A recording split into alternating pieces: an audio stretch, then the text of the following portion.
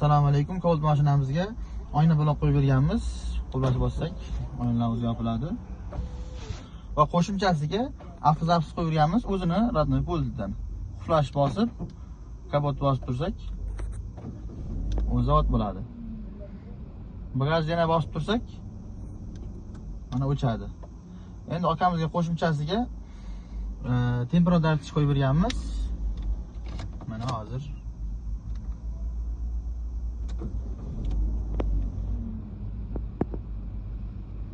mana datchigimiz birga bir ko'rsatadi.